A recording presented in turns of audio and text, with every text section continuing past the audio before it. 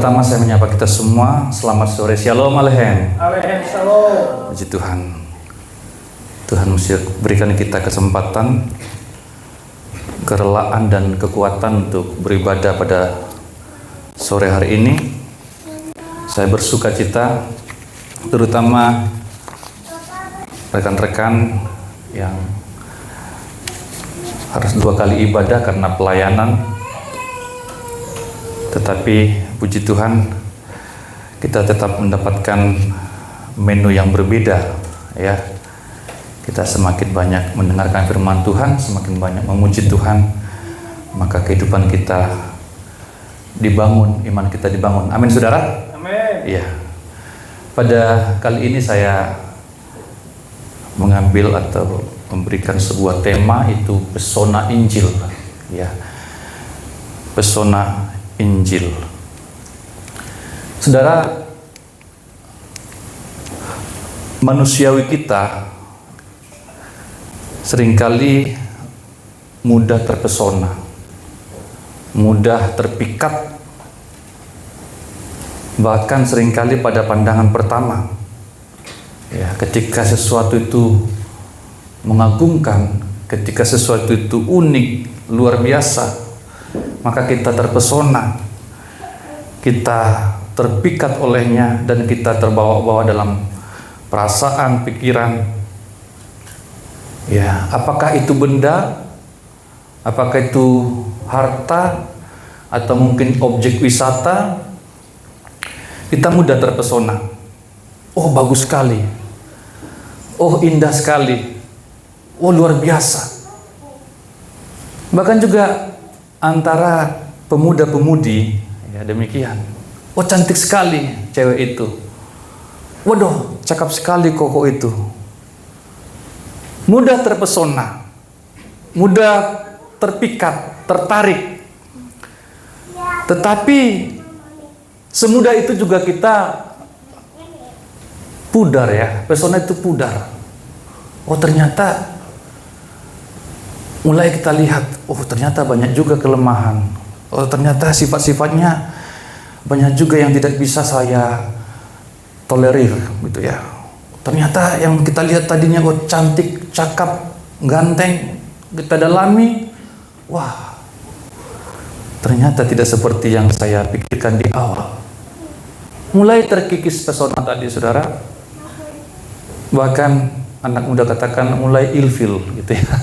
Karena semakin hari semakin nampak keburukannya, semakin nampak sifat-sifat jeleknya, semakin sering ingkar janji, sering bohong, maka mulai pudar, saudara. Bahkan tidak menutup kemungkinan sama sekali tidak lagi terpesona. Hilang semua. Demikian juga benda-benda. Oh, tadinya kita pengen sekali, ya, pengen memiliki, ya. Ketika kita, tolong dibantu, tolong, kenapa masih macet itu? Ya, ini saudara, ya, mobil misalkan atau motor, ini mobil bagus ini, ya. Nah, inilah mobil impian saya, saudara.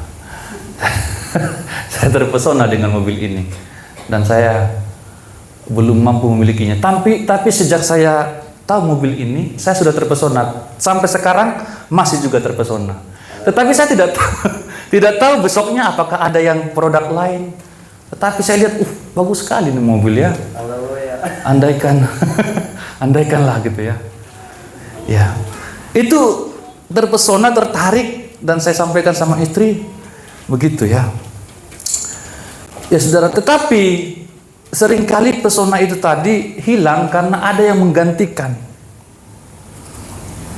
Ya. Realita yang sama terjadi pada jemaat Galatia, Bapak Ibu Saudara, yang akan coba kita renungkan atau pelajari pada malam hari ini.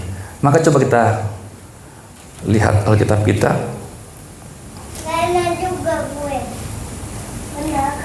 Galatia pasal 3.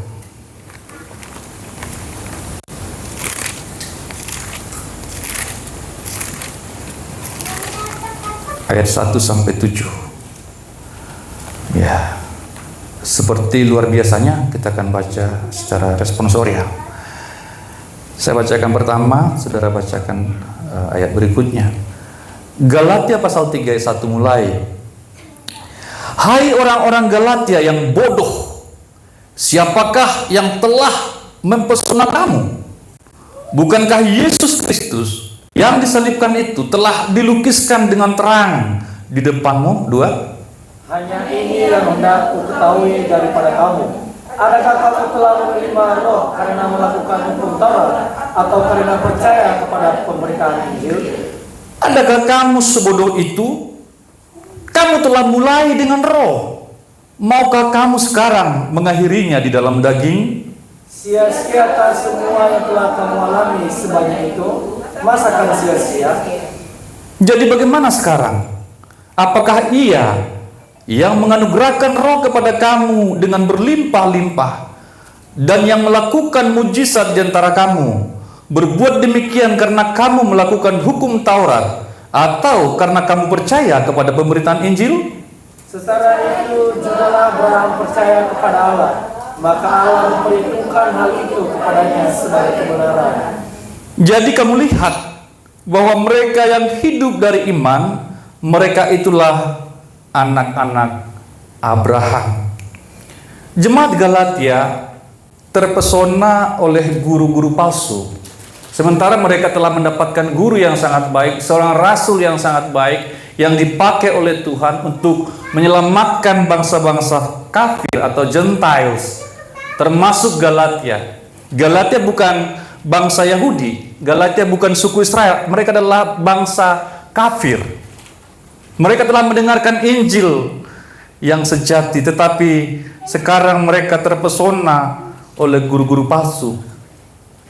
Apa yang mereka ajarkan? Apa yang diajarkan oleh pengajar-pengajar palsu ini? Mereka mengajarkan bahwa Injil tidak cukup untuk keselamatan. Injil harus ditambah dengan hukum Taurat. Ya, Injil harus ditambah dengan hukum Taurat. Iman kepada Kristus itu tidak cukup. Iman kepada Kristus yes, tetapi harus juga ditambah dengan memelihara hukum-hukum Yahudi, terutama sunat. Itu yang diajarkan oleh guru-guru palsu ini. Ya, kita percaya kepada Yesus, tetapi hukum-hukum Yahudi, Taurat itu pun harus dipelihara, terutama yang mereka tekankan adalah soal sunat. Jadi tanpa disunat, ya mereka tidak selamat. Itu yang diajarkan. Ya. Ini yang mempesona mereka, saudara. Kita melihat juga dikatakan Galatia telah menerima roh. Bukan karena mereka melakukan hukum Taurat, tetapi mereka menerima Roh Kudus karena pemberitaan Injil. Kemudian Paulus juga menyampaikan bahwa kepercayaan Abraham diperhitungkan sebagai kebenaran. Abraham belum mendapatkan hukum Taurat karena hukum Taurat jauh ke depan, masih di depan, saudara. Tetapi Abraham telah disebut sebagai orang yang beriman. Abraham disebut sebagai orang yang dibenarkan karena imannya kepada Allah. Maka kita pun disebut anak-anak Abraham karena kita memiliki iman kepada Allah yang hidup. Kita memiliki iman kepada Kristus. Ini saudara perhatikan, ya, bagaimana mungkin ada yang mengajarkan Yesus itu tidak cukup? Ya, harus tambah ini, tambah itu, harus berbuat baik dan itu, karena karya Kristus tidak cukup. Tetapi mereka terpesona. Ya, mereka terpesona dengan ajaran ini. Dan pada ayat 1 tadi, tanpa basa-basi, Paulus langsung menuduh jemaat ini, kamu itu bodoh. Ya, ini agak itu ya, cepat, vulgar, ya, lugas. Hai orang-orang Galatia yang bodoh. Langsung mengecam. Ya, Paulus langsung mengecam, kamu bodoh. Kamu telah menerima yang sejati, tetapi sekarang kamu menerima yang palsu. Kamu menerima Injil yang lain. Kamu itu bodoh. Ya.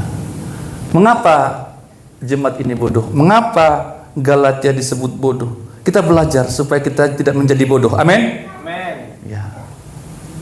Kita harus belajar apa yang kita percaya. Kita harus belajar Alkitab. Kita harus belajar kekristenan kita dengan baik, dengan sungguh-sungguh, sehingga kita tidak gampang terkecoh oleh ajaran-ajaran orang lain yang sekarang ini semakin masif dijajakan di seluruh media.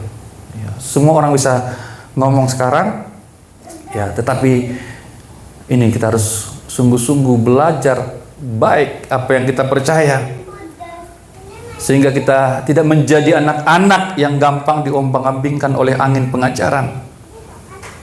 Ini Galatia sudah diajar langsung oleh Rasul Paulus, tetapi masih boleh, masih bisa diombang-ambingkan oleh yang lain. Apalagi saudara hanya diajar oleh Pautha Gaul, diajar oleh Saud Sihombing, ya tentu kualitasnya jauh dari Rasul Paulus. Ya. Maka kita harus wanti-wanti, kita harus mawas diri, ya. Kita harus waspada, ya. Karena perkara iman ini itu sifatnya kekal. Jangan sampai salah memahami. Sekarang kita belajar mengapa mereka disebut bodoh. Mengapa Galatia disebut bodoh? Hai orang-orang Galatia yang bodoh, you are stupid. Ya, karena mereka pertama mengganti Injil yang benar dengan yang palsu. Sekali lagi, tolong hamba Tuhan Methodius bacakan kembali ayat yang pertama tadi. Demikian firman Tuhan. Hai orang-orang Galatia yang bodoh, siapakah yang telah mempesona kamu? Bukankah Yesus Kristus yang disalibkan itu telah dilukiskan dengan terang di depanmu? Iya, Paulus ini adalah rasul yang luar biasa dipakai oleh Tuhan. Ya, sekitar setengah kita perjanjian baru itu adalah tulisan Paulus. Rasul yang luar biasa, pengajar yang luar biasa. Ya, tentu ketika Paulus mengajar, Paulus akan membentangkan Injil itu. Itu yang dikatakan oleh Paulus. Bukankah Yesus Kristus yang disalibkan itu telah dilukiskan dengan terang di depanmu? Saya telah menjelaskan Injil itu sedemikian rupa. Kamu telah belajar dengan baik, dengan terang, dengan jelas. Kamu sudah mengerti apa yang kamu imani. Mereka mendengarkan Injil Kristus dengan sangat jelas. Dia adalah seorang retorik yang luar biasa. Dia adalah, Rasul Paulus adalah seorang yang dipenuhi Roh Kudus. Ya, secara intelektual pun dia sangat diakui yang paling pintar. Secara rohani juga luar biasa. Secara pengalaman juga dia rasul yang luar biasa. Tentu dia memikirkan sedemikian rupa ketika dia mengajar Galatia. Dia memikirkan dengan sangat baik. Dia utarakan semua. Dia sampaikan semua apa yang dia harus sampaikan kepada jemaat ini. Ya. Sudah dibentangkan, sudah dilukiskan dengan terang Injil itu. Namun mereka masih terpesona dengan yang lain.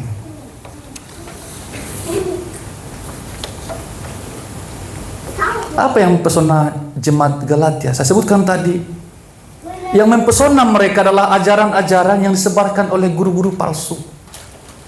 Ketika Paulus pergi dari Galatia, maka ada penyusup-penyusup masuk ke gereja itu, masuk ke jemaat, mengajarkan hal-hal yang berbeda dengan Injil sejati. Bukan hanya Yesus, tetapi hanya harus ada tambahan ini dan itu. Yesus tidak cukup, Injil tidak cukup. Ya, ini pengajaran palsu. Ini adalah doktrin yang palsu. Tetapi bagi kita, jemaat GPT Gunung Hermon, Yesus Kristus cukup bagi kita. Amin. Amin. Ya, tidak perlu yang lain. Ya. Para pengajar ini menekankan pentingnya sunat. Oh, supaya selamat harus disunat, supaya masuk surga harus disunat dulu. Gak ada hubungannya, saudara. Itu adalah praktek di perjanjian lama. Tidak ada hubungannya dengan keselamatan, tidak ada hubungannya dengan hidup kekal. Itu hanya tanda yang diperintahkan oleh Allah di perjanjian lama. Tetapi sekarang menyangkut keselamatan juga, mereka telah menambahkan sunat ini. Nah, ini yang membuat hati Paulus begitu marah, begitu kecewa dengan jemaat ini. Sudah sekian lama dididik, sekian lama diajar, tetapi masih bisa terpengaruh dengan ajaran yang berbeda, ajaran yang lain. Galatia telah mendapatkan yang sejati, tetapi Galatia masih tertarik dengan yang palsu. Bayangkan saudara, saudara punya emas murni. Kemudian ada yang datang kepada saudara membawa kuningan atau imitasi. Layun, ini emas loh. Saudara tahu saudara punya yang murni, emas yang sejati. Kemudian Yuyun mau kasih emasnya dan meminta imitasi tadi atau logam itu. Itu yang disebut stupid, ya, itu yang disebut bodoh. Dulu waktu saya kecil saudara ya, ketika belum tahu uang, ya, saya punya uang misalkan 1.000, kemudian abang-abang itu di kampung itu, kakak-kakak senior itu akan mencari untuk mendapatkan uang saya itu, mereka akan ambil uang kecil, ya, logam-logam ya. Belum masih ada uang 25 perak, 50 perak ya, 50 rupiah. Ya. Saya pegang 1.000, kemudian saya ditipu saudara. Itu kan uangmu cuma 1. Ya. Ini ada banyak 1, 2, 3, padahal 50, 100, 50 ya, banyak begitu ya. Ini 1, 2, 3, 4, 5 katanya. Uangmu kan cuma 1, uangku 5. Ini kita gantian yuk katanya. Akhirnya aku yang bodoh ini, ya saya kasih uang saya yang 1.000, saya minta logam-logam. Oh iya ya, saya pikir di pikiran saya, oh iya ini lebih banyak ya, lebih banyak kan? Tetapi nilainya lebih banyak yang 1.000. Itu karena saya masih kecil, karena saya belum tahu angka, belum tahu duit. Ya.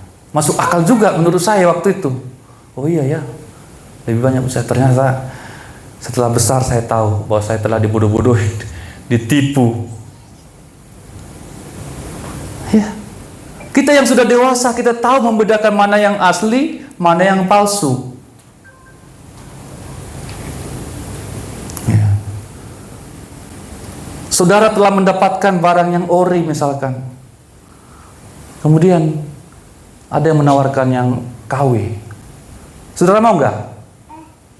Ya, sebagai orang yang dewasa, yang sudah mengerti, tentu tidak mau dong. Ya. Yang punya saya ori kok, masa saya gantikan dengan yang palsu, yang KW 7 lagi, gitu ya. Ya. Ini yang disebut Paulus bodoh. Kamu sudah mendapatkan yang sejati loh, kamu sudah mendapatkan Yesus Kristus loh. Mengapa kamu masih tertarik dengan yang lain? Maka saudara, kita harus tahu kualitas iman kita, harus tahu, paham apa yang kita percaya. Di tempat lain Paulus katakan, aku tahu yang kupercaya. Kita harus paham benar-benar.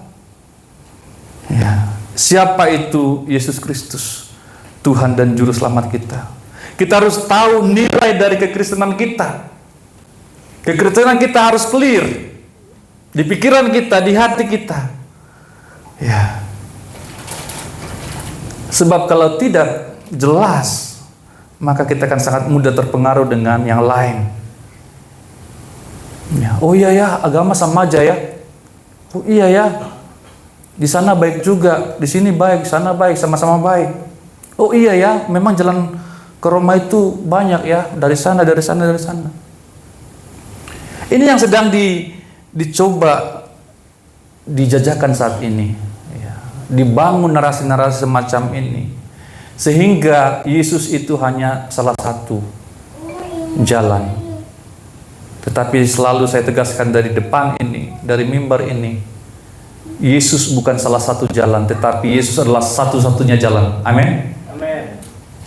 Yesus adalah yang sejati. Dan Yesus itu cukup buat kita. Ini saudara, menggantikan Injil yang benar dengan yang palsu. Injil yang benar adalah Injil tentang Yesus Kristus. Inti dari Injil adalah Yesus Kristus, pribadinya dan karyanya. Karyanya yang menebus kita, yang mengampuni kita, yang menyelamatkan kita, yang membuka akses kepada Bapa di sorga. Ya, tidak perlu yang lain. Yesus cukup dan tidak ada jalan yang lain. Di bawah kolong langit ini tidak ada satu nama yang diberikan kepada manusia yang olehnya kita selamat. Amin, saudara. Amin. Ya, ini harus tegas, ini harus clear, sejelas-jelasnya dalam hati kita. Banyak yang murtad, meninggalkan iman karena tidak mengerti. Banyak yang meninggalkan Kristus karena dia pikir Kristus itu hanya salah satu jalan, hanya salah satu alternatif. Dari sana pun bisa masuk surga, dari situ juga bisa. Tidak, saudara. Kita harus percaya kepada Alkitab, firman Tuhan. Alkitab yang mengatakan Yesus satu-satunya jalan. Ego eimi, saya adalah satu-satunya. Ya. Jalan kepada Bapa. Tidak ada satupun yang sampai kepada Bapa kalau tidak melalui aku. Berarti hanya satu-satunya. Harus jelas, saudara. Terutama doktrin-doktrin primer, doktrin-doktrin mayor. Makanya kita belajar dalam exploring worship juga, supaya saudara mengerti lebih jauh, lebih dalam doktrin-doktrin kita, ajaran-ajaran kekristenan kita. Ini bodoh, saudara, karena menggantikan yang sejati dengan yang palsu, menggantikan yang murni dengan imitasi, menggantikan yang ori dengan yang KW. Itu adalah bodoh. That's stupid. Ya. Kita tidak boleh bodoh. Amin, saudara. Amin. Katakan, dilarang bodoh. Dilarang bodoh. Ya. Buang semua kebodohan itu. Menjadi pengikut Kristus tidak boleh bodoh. Mungkin latar belakang kita bodoh, it's okay, tetapi jangan lama-lama bodoh. Amin. Jangan dipelihara bodoh itu. Amin ya.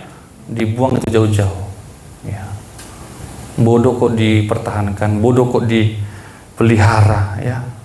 Kita harus maju. Kita harus semakin cerdas. Kalau Pak Timbul Silalahi lebih ganas lagi. Orang bodoh itu nggak bisa masuk surga, katanya. Tapi saya tidak sampai ngomong begitu, ya. Tapi kita memang benar-benar harus cerdas. Ya. Jangan sampai saudara meninggalkan iman karena hal-hal yang duniawi, yang sementara. Ya, beberapa kali saya sampaikan. Dulu ada teman kita, ya, aktivis gereja, rajin berdoa, rajin doa syafaat, rajin melayani, ya, di mana-mana bicara firman Tuhan, di mana-mana bicara Alkitab. Tetapi ketika dia sudah mentok, ya, kok nggak datang-datang ini, Yohanes kok nggak datang gitu, ya. Ini cewek ini yang saya cerita, ya. Yohanes juga nggak datang, Markus juga kabur, Lukas juga PHP, ya. Daniel juga mengkhianat. Hanya mulai plong pikirannya mulai aneh-aneh, ya. Yang datang si Mimit, ya. Akhirnya diterima, saudara. Apa yang dikatakan? Selamat tinggal Alkitabku, dicium, ya.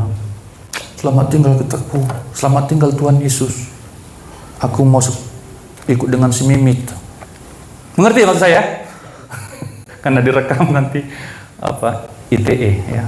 Tapi mengerti, ya? Si Mimit yang datang, kaburlah sama si Mimit.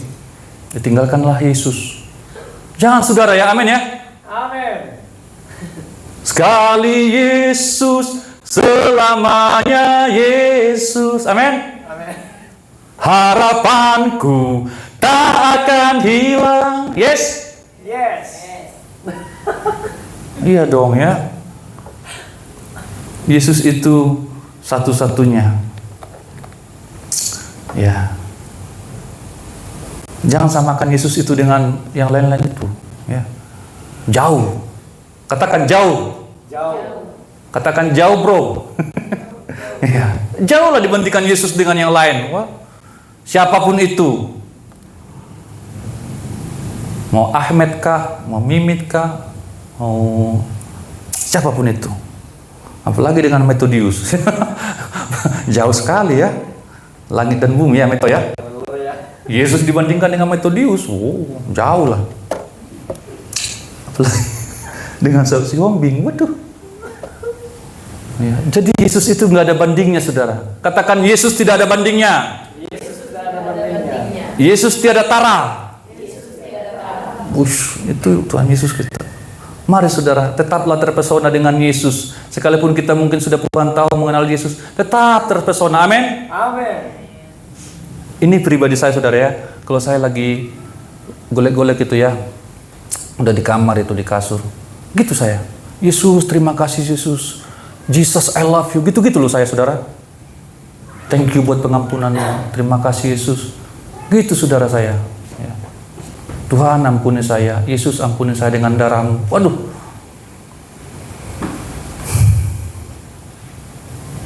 Bayangkan Yesus itu melakukan segalanya loh buat kita. Yesus itu mati loh buat kita.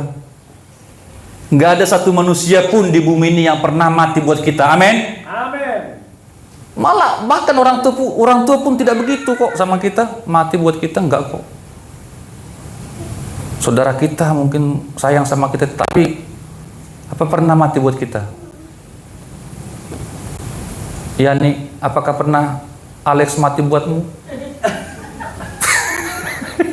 Nggak pernah, nggak akan pernah itu. Nggak usah tunggu-tunggu. Ya. Tetapi Yesus telah mati bagi kita, amin? Yes? Nah, itu yang tidak pernah terjadi di luar sana, saudara. Makanya jangan banding-bandingkan, jangan samakan. Nggak akan pernah sama. Ya. Dia adalah jalan, keselamatan kita adalah anugerah. Dan dia berikan itu. Anugerah itu begitu indah, saudara. Waduh. Saya sampaikan di dalam Exploring Worship ya, ada 6 cara kita mendapatkan sesuatu. Ya. Kalau kita pengen sesuatu, ada 6 cara. Pertama, kita beli, ya. Kita punya duit, saya pengen HP, pengen helikopter, saya beli. Ya kan? Saya pengen Harrier tadi, kalau saya punya duit nanti saya beli itu. Ya kan? Beli. Kemudian yang kedua apa? Gift. Casio. Amin ya. Casio. Anugerah, diberi. Benar ya? Diberi. Kita hanya terima saja. Apa itu? Kenapa kita tahu itu? Hah? Iya kan? Saya menjelaskan ada 6 cara kita menerima sesuatu. Diberi. Dan ternyata saya hitung-hitung, saudara. Nggak tahu dengan hidup saudara. Hidup saya ini banyak mendapatkan itu, saudara. Diberi. Nggak usah jauh-jauh. Bayangkan, ini oksigen yang kita hirup ini, saudara. Coba kalian beli ini, oksigen ini. Ya kan? Sanggup nggak kalian? Sekali hirup. Katakan sekali hirup 25 perak aja. 25 perak. Datang lagi si Yani. 50 ini terlalu besar lubang hidungnya gitu. 50 misalkan gitu ya. Karena tergantung lubang hidung kan. Coba hitung, saudara. Sekali hirup 25 perak aja. 25. 50. Berapa kali saudara bernapas sehari? Kalikan aja nanti di rumah ya. Saya tidak punya waktu mengalikan hari ini ya. Ini kan pemberian Tuhan ini ya. Diberi. Yang ketiga, bagaimana caranya? Kita minta. Saya lihat, bagus ini handphone si Yun ini. Saya minta lah Yun. Dikasih si Yun ya. Contohnya nih ya. Haleluya. Dikasih ya. Itu juga baik, halal. Tetapi ada 3 lagi yang tidak halal. Apa itu? Curi.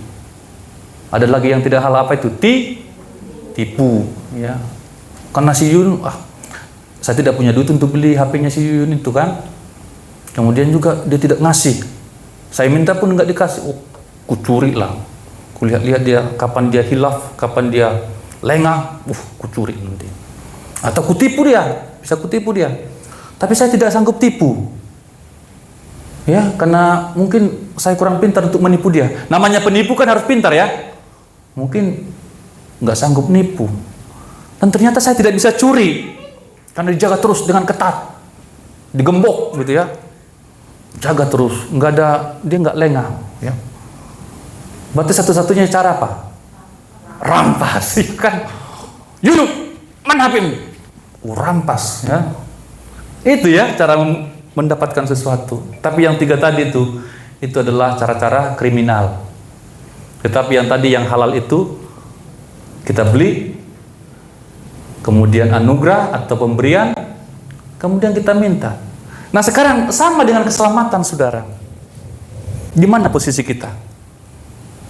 Ada orang mengatakan kita bisa selamat karena kita beli. Ya, kita beli dengan cara apa? Ya, dengan cara usaha kita, dengan cara amal kita, dengan cara banyak lakukan sesuatu yang baik. Ya, menukarkan dengan surga. Tetapi cara yang kedua yang saya sebutkan itu anugerah. Tuhan berikan kepada kita. Amin. Tuhan yang berinisiatif untuk menyelamatkan kita. Yesus yang mati bagi kita. That's gift. Itu karis bahasa Yunani. Itu anugerah, karunia, karis. Keselamatan kita anugerah, bukan karena kita beli, bukan karena kita baik, bukan karena kita terlalu suci sehingga Tuhan, oh suci sekali ini Methodius ini, kuselamatkanlah dia. Nehi. Amin. Enggak ada itu saudara. Tetapi itu pemberian dari Tuhan. Kita hanya menikmati saudara. Saya katakan bolak-balik dari mimbar ini, tidak ada ajaran seperti ini tempat lain.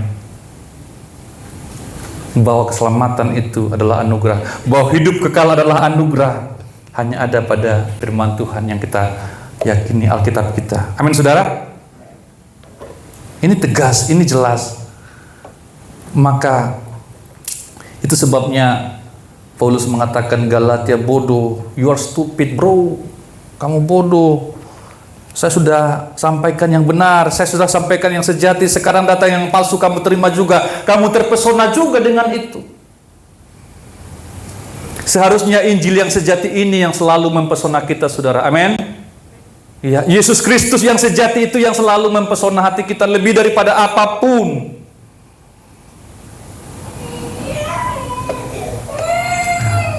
Bodohlah orang yang menggantikan yang benar dengan yang palsu, menyerahkan yang benar, mengambil yang palsu. Yang kedua, mengapa mereka disebut bodoh? Karena mereka menyia-nyiakan pengalaman bersama dengan Tuhan. Ya, coba berikutnya, ya.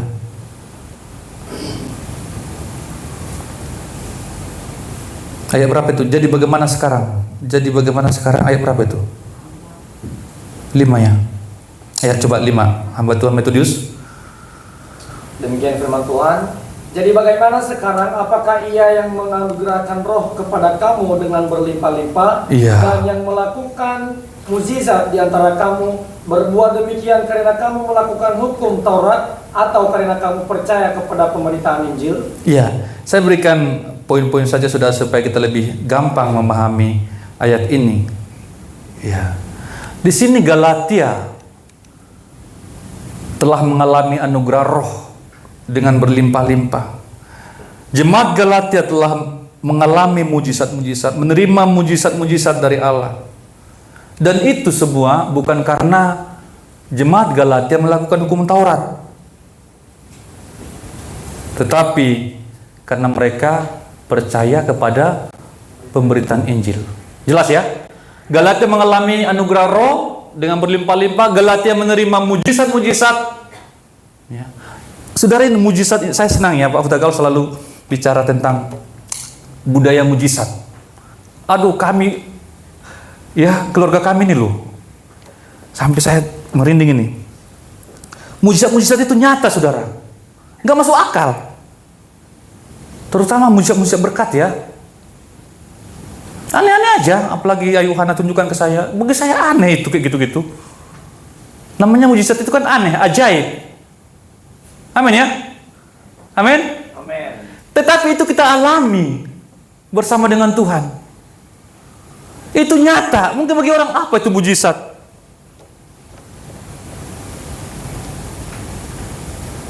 Tetapi kami alami. Paul Tagal sampaikan kita harus berbudaya mujizat. Dan memang itu kami alami, itu kami rasakan. Terlalu vulgar kalau saya saksikan, saudara. Tetapi kalau mau tahu nanti tanyalah Yohana. Ya, karena ini direkam, akan ditonton oleh orang lain, terlalu vulgar. Tetapi sungguh-sungguh kami mengalami mujizat itu, saudara, karena Tuhan. Apakah karena kami rajin atau setia melakukan hukum Taurat, kami tidak bercela dalam melakukan hukum Taurat, hukum-hukum Tuhan? Nehi. Tetapi karena kami percaya kepada pemberitaan Injil. Dan ini juga dialami oleh Galatia.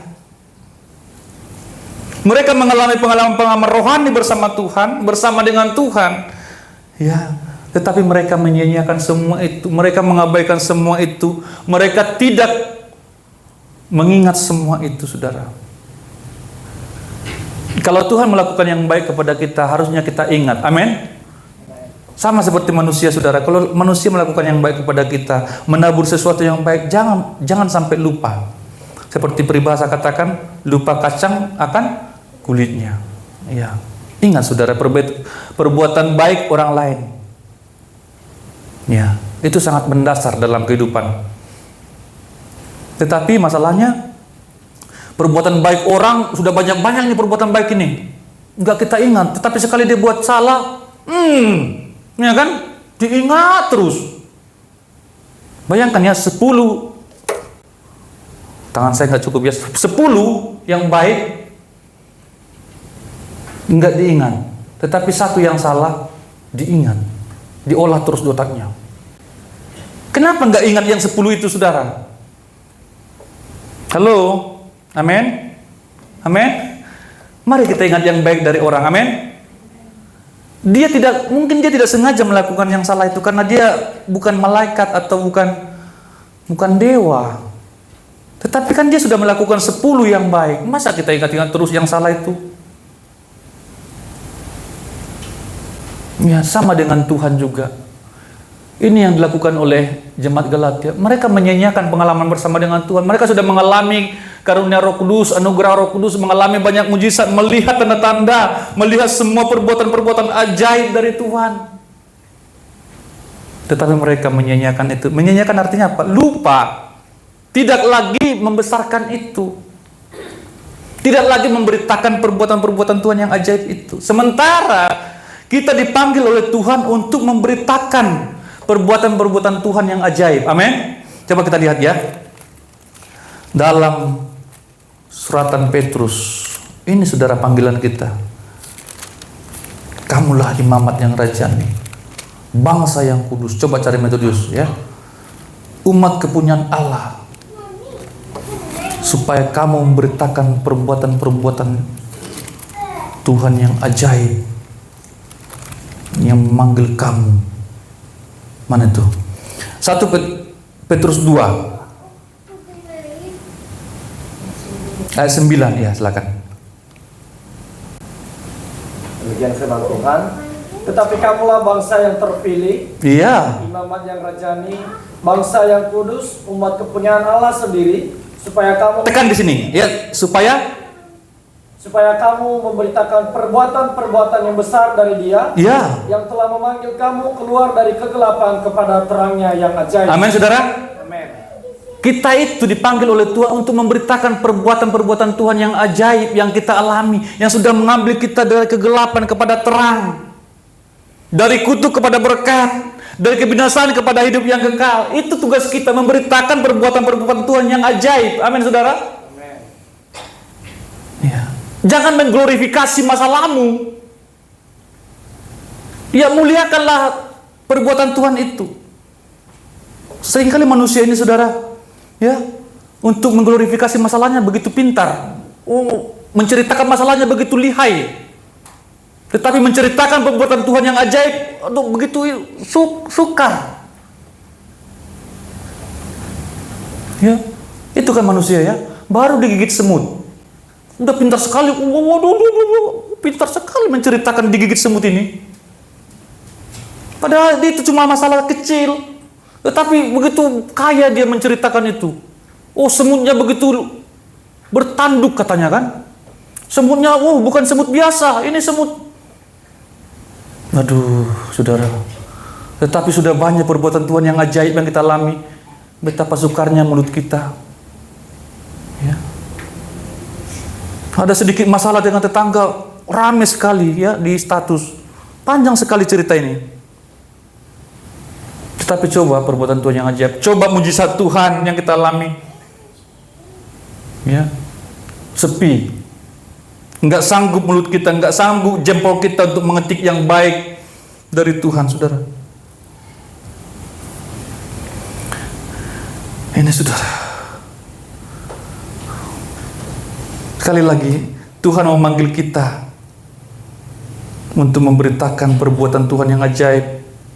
Mereka mendapatkan ini semua karena mereka percaya kepada pemberitaan Injil. Pemberitaan Injil adalah pemberitaan tentang Yesus Kristus yang telah menyelamatkan mereka. Ya. Rasul Paulus, saudara perhatikan tadi dalam bacaan kita, Rasul Paulus itu begitu menekankan pemberitaan Injil, pemberitaan Injil, pemberitaan Injil. Itu sangat penting. Mengapa? Karena dengan pemberitaan Injil, orang-orang di luar sana boleh percaya. Dan akhirnya mereka menerima banyak karunia rohani, termasuk keselamatan. Karena mereka percaya kepada pemberitaan Injil. Ada firman Tuhan yang kita sampaikan, mereka percaya, ada perubahan dalam hidup mereka. Jika mereka percaya, jika mereka beriman kepada Kristus. Ya. Ini yang sedang kita bangun di gereja kita, saudara. Ya.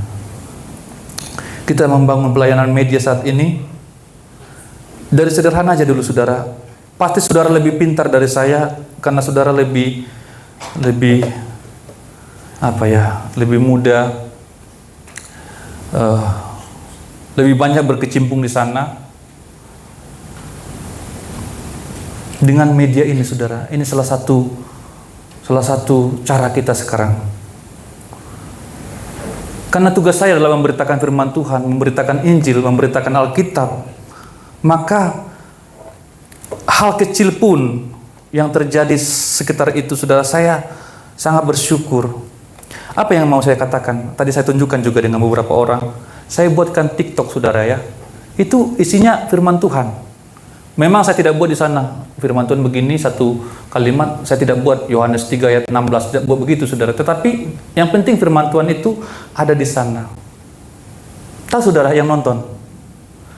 Bisa sampai 200, bisa 300, 400, 500, dan terakhir tadi 900, hampir 1000 nonton, saudara. Oh, mungkin bagi saudara, itu ecek-ecek nih, banyak, saya buat video bisa 1000 kok.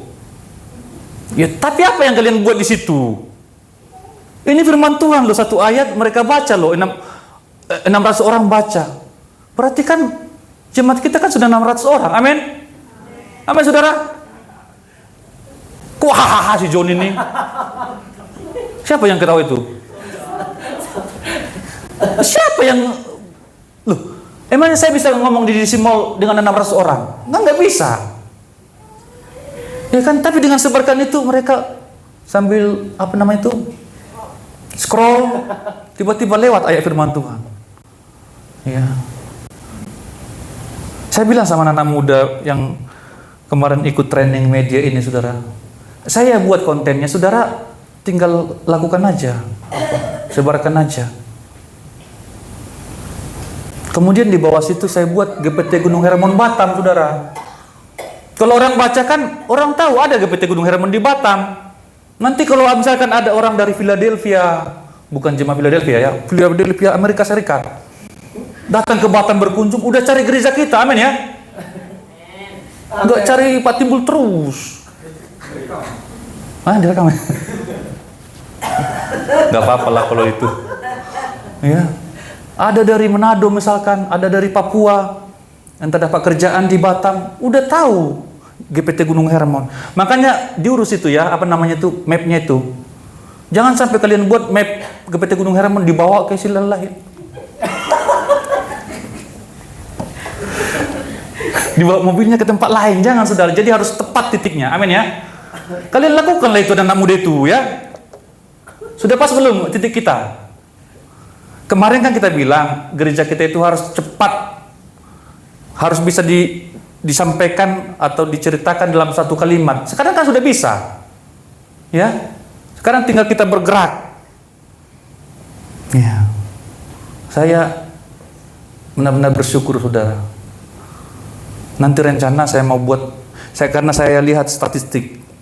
Orang Jawa itu kan banyak sekali, lebih daripada 40%. Jadi nanti firman Tuhan itu akan saya buat bahasa Jawa. Kan tinggal itu aja, tinggal copy paste aja dari Alkitabnya. Di situ ada Alkitab bahasa Jawa, bahasa Batak Toba, bahasa Karo, bahasa Rote, macam-macam gitu. Ya kita ambil ceruk yang banyak, saudara. Itu yang harus kita pikirkan juga, saudara, supaya kita memberitakan Injil ini, saudara. Amin. Banyak orang yang diselamatkan. Ya, jangan cuma kita yang diselamatkan. Karena saya pikir-pikir udah susah sekarang ini untuk jumpa orang, apalagi door ya. Masa saya masuk ke kos-kosan mereka itu? Apa kata Kak Novi nanti kan? Kalau dulu saya memang kumpulkan cewek-cewek, tanya itu orang-orang ini ya. Tidur-tidur di rumah mereka dulu. Malam minggu begini, ini malam minggu ya bukannya. Kalau malam minggu mereka tidur di rumah, waktu di Windsor, di Kalipasung juga banyak cewek-cewek dulu. Tetapi kan sekarang saya sudah menikah, tidak mungkin lagi saya mengunjungi mereka ke kamar-kamar kos, ya kan? Tetapi dengan media ini saya pikir kita bisa masuk ke kamar-kamar kos, amin? Dengan media itu, ya. Karena ternyata manusia itu banyak di TikTok sekarang. Disitulah ikan-ikan itu sekarang bergelimpangan ya. Di situ kan konten-konten yang huru-hara kan di situ. Kita masuk firman Tuhan di situ. Yang masih langka. Saya katakan ini masih langka loh. Masuk di TikTok firman Tuhan masih langka loh itu. Jadi secara apa masih besar itu kita, peluang kita. Saya bilang sama Desi. Dan kalian juga saya lihat cepat-cepat ya, pintar-pintar ya, cepat nangkap. Ya, tinggal hati aja sih yang agak kurang ya. Kalau ya Esther ya malas gitu ya. Kalau kalian seharian di situ, ya kan? Nanti habis ibadah ini, ya kan? Sampai subuh nanti. Kakak. Udah subuh baru tidur. Come on lah saudara, paling 1 menit saudara. Lakukan sesuatu yang berarti di sana. Amin. Amin. Haleluya. Haleluya. Ya. Atau konten saya sekalian sebarkan. Kenapa ketawa lagi nih? Bukan ini yang kita promosikan. Ini manusia-manusia ini otaknya itu apa sekali, negatif sekali. Otaknya itu.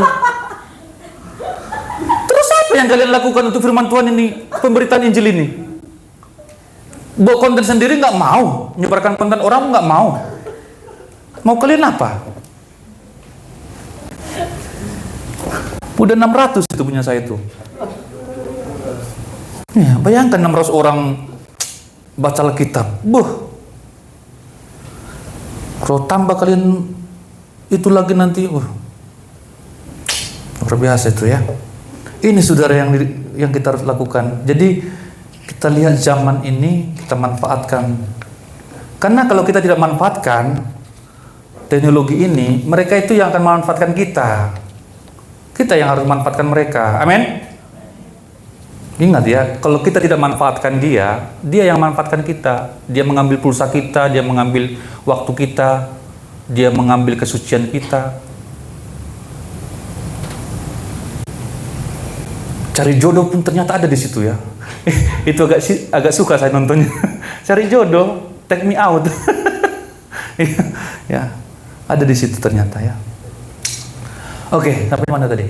Yang kedua ini bodoh saudara, menyanyiakan pengalaman bersama dengan Tuhan, itu bodoh. Yang ketiga, terakhir. Udah waktu habis ya. Waduh. Yang ketiga, mengawali dengan roh, mengakhiri dengan daging, ini pun bodoh saudara. Coba ada ayat berapa tadi? Atau ini aja baca Metodius. Ya, 1, 2, 3. Adakah kamu sebodoh itu? Kamu telah mulai dengan roh. Maukah kamu sekarang mengakhirinya di dalam daging? Nah ini dia ya. Ini bodoh saudara. Mengawali, memulai dengan roh, mengakhiri di dalam daging. Ini bodoh. Ini merujuk pada pengalaman awal mereka sebagai orang percaya ketika mereka menerima Roh Kudus. Selalu dengan iman kepada Yesus Kristus. Dengan percaya kepada Yesus Kristus kita dipenuhi Roh Kudus. Ya. Paulus bertanya, apakah mereka sekarang berusaha mencapai kesempurnaan rohani dengan usaha manusiawi? Seperti mematuhi hukum Taurat, melaksanakan sunat. Tidak saudara, kita tidak bisa mencapai kesempurnaan rohani dengan usaha kita. Kita akan gagal, kita akan stres. Kita tidak bisa menyenangkan Tuhan, mencapai standar Tuhan dengan kekuatan pribadi kita. Kita pasti akan jatuh. Kita hanya bergantung kepada Roh Kudus. Roh Kudus yang memimpin kita. Ya, Roh Kudus yang memimpin kita. Makanya di dalam pasal berikutnya, ya, Galatia pasal 5 itu saudara, di situ jelas Paulus katakan. Coba saudara Metodius, Galatia pasal 5 ayat yang 16. Demikian firman Tuhan, maksudku ialah hiduplah oleh roh, maka kamu tidak akan menuruti keinginan daging. Iya, hiduplah oleh roh, maka kamu tidak akan menuruti keinginan daging. Jadi bukan usaha kita, usaha daging kita untuk mencapai standar Allah, tetapi kita ikut atau turut dengan pimpinan Roh Kudus yang telah ada pada kita. Itu yang akan membawa kita semakin hari semakin baik, bahkan mencapai kepada kesempurnaan. Ya, baik ini saudara, Injil ini yang mempesona kita. Baiklah Yesus Kristus yang selalu mempesona kita lebih daripada apapun. Baiklah Tuhan sendiri yang selalu mempesona kita. Asaf katakan dalam kitab Mazmur, siapa gerangan yang ada padaku di sorga selain engkau? Selain engkau, tiada yang lain ku ingini di bumi. Sekalipun dagingku dan hatiku habis lenyap, gunung batuku dan bagianku, tetaplah Allah selama-lamanya. Ayat ini telah digubah menjadi sebuah pujian yang sangat indah, yang akan kita nyanyikan sebentar. Ya, selain kau tiada yang lain ada padaku di surga. Selain kau tiada yang lain yang kuingini di bumi. Sekalipun dagingku dan hatiku habis lenyap, gunung batuku dan bagianku tetaplah Allah selama-lamanya. Amin saudara. Bahkan di sorga pun jangan ada yang kita ingini selain daripada Tuhan. Ya, ada seorang hamba Tuhan yang katakan, kalau di sorga tidak ada Tuhan, perhatikan saudara kalimatnya ya, kalau di sorga tidak ada Tuhan, tidak ada Yesus di sorga, saya pun tidak mau masuk sorga. Artinya apa? Yang paling kurindukan adalah bertemu dengan Tuhanku. Yang paling kurindukan yang bertemu dengan Yesus yang telah menyelamatkanku. Bukan soal katanya lantainya emas, ada batu permata, ya, batu akik segala macam itu. Bukan itu yang terpenting, tetapi pribadi Tuhan itu yang paling penting, saudara. Kita akhiri di sini. Satu kalimat penutup, ya, itu kita bawa pulang. Kita baca bersama-sama untuk closing kita. 1, 2, 3. Karya Kristus di kayu salib cukup bagi keselamatanku. Tidak akan ada yang mempesonaku melebihi Tuhan Yesus Kristus juru selamatku. Amin. Iya. Jangan sampai ada melebihi Yesus. Mari siapkan dirimu untuk perjamuan Tuhan saat ini. Pemain musik maju ke depan, kita nyanyikan pujian